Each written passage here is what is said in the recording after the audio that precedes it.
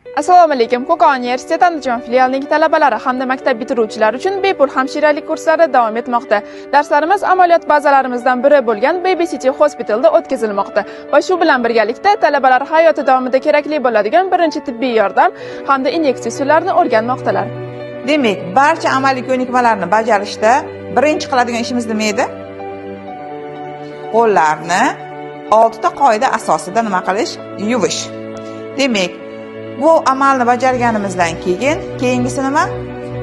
Demak, steril bir marotabalik perchatkani kiyish.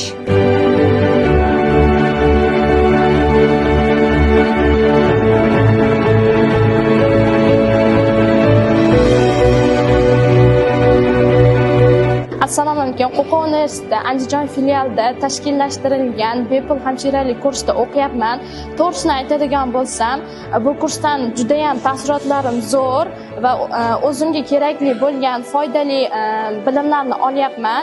Buning uchun Qo'qon universiteti Andijon filialiga katta rahmat aytaman. Ko'p zo'r. Eslatib o'tamiz, barcha imkoniyatlar talabalarimiz uchun mutlaqo bepul.